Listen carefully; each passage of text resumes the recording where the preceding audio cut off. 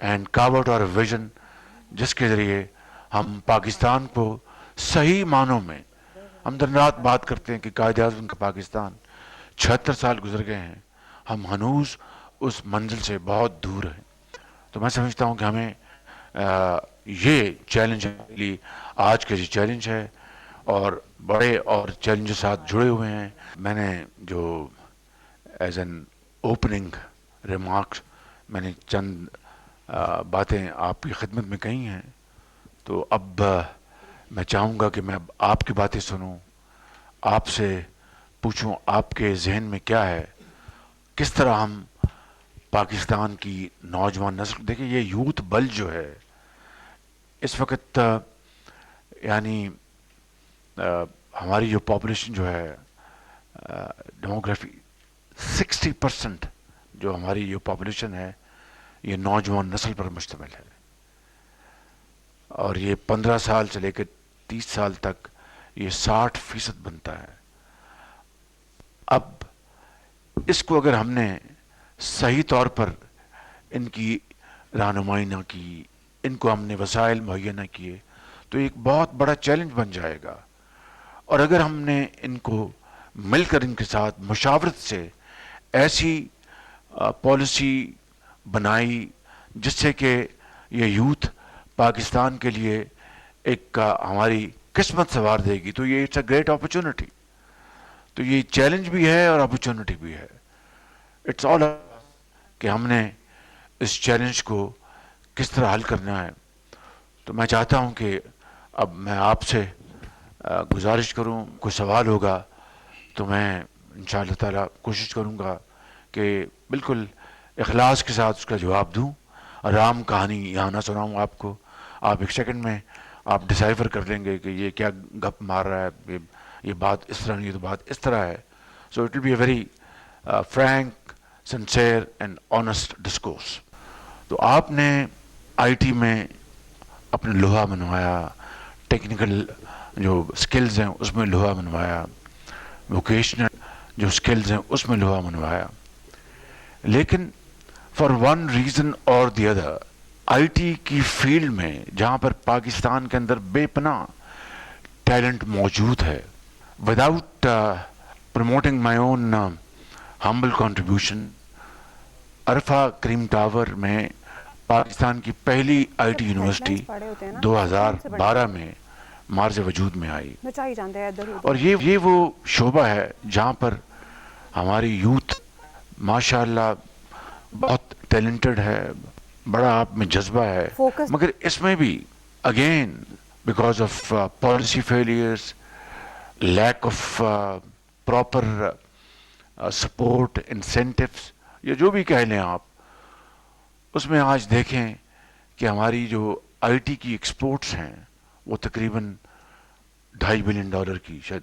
لگ بھگ $2.5 بلین، شاید 3 ہوگی. مگر یہ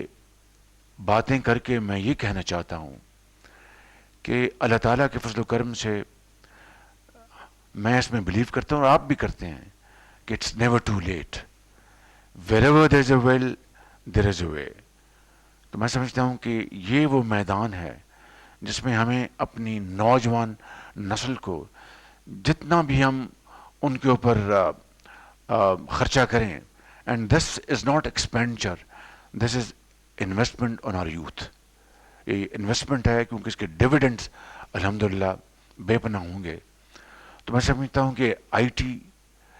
اور I T lead export growth, اور اس میں آپ میسیولی کنٹریبیوٹ کر سکتے ہیں. اور یہ وہ ایریا ہے جس میں میں چاہتا ہوں کہ میں آج آپ سے میں سنوں، غور سے اپنا کان لگاؤں اور آپ کی باتوں کو غور سے سنوں، نوٹ کروں، تاکہ آئندہ جب بھی 8 فروری کو الیکشنز ہیں، اس کے بعد کس کو اللہ تعالیٰ نے موقع دینا ہے وہ تو اللہ تعالیٰ کو پتہ ہے، لیکن 8 فروری کو اگر اس الیکشن کے نتیجے میں جو بھی گورنمنٹ آتی ہے تو اس کی جو پرائورٹی کیا ہوگی، پرائورٹی ہوگی امپاورمنٹ آف آر یوتھ، نوجوان نسل کو، ان کو اعلیٰ تعلیم سے ہمکنار کرانا، اور ایک بڑی well thought out education policy. اس کے بعد جو سب سے بڑا چیلنج ہے that they are able to get a job, اور وہ وقار کے ساتھ, عزت کے ساتھ وہ اپنی زندگی سنوار سکیں, اپنے ماں باپ کا سہارا بن سکیں اور ان کا بوجھ اٹھا سکیں,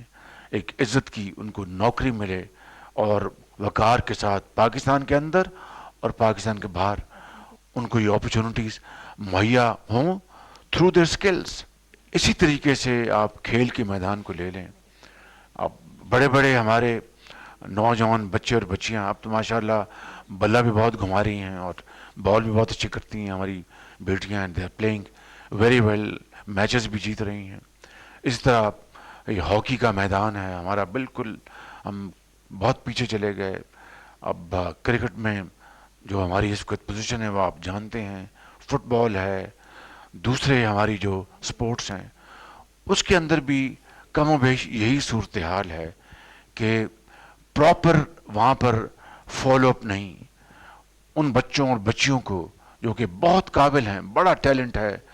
پنجاب, سندھ, بلوچستان, کے پی میں, اس ٹیلنٹ کو ہنٹ کرنے کے لیے کوئی میکنزم نہیں. اگر کوئی مل جاتے ہیں تو ان کو پھر کوئی پراپر ان کی ٹریننگ, ان کے اسٹائپنڈ, ان کو دوسرے طریقوں سے ان کو آسودہ کرنا, اس سے ہمارا یہ ٹیلنٹ بھی بالکل ایک گرد میں بالکل گم ہو جاتا ہے. تو میں اختصار کے ساتھ یہ کہنا چاہتا ہوں آج اس بہت شاندار مجلس میں کہ ہمیں یہ وہ ایشوز ہیں کہ کس طریقے سے ہم اپنے یوتھ کو, جس طرح میں نے شروع میں کہا کہ نہ ہمارے پاس تیل and gas,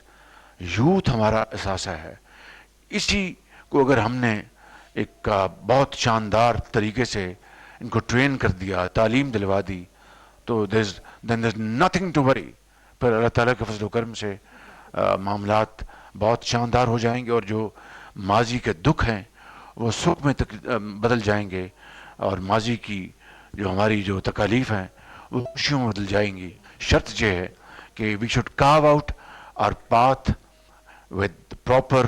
consultative process. This is Ason Yar, I'm president youth revolution clan, اور یو ایس کی آئی ٹی کمپنی کا ڈائریکٹر بھی ہوں. تو یہ جو روزگار اسکیم تھی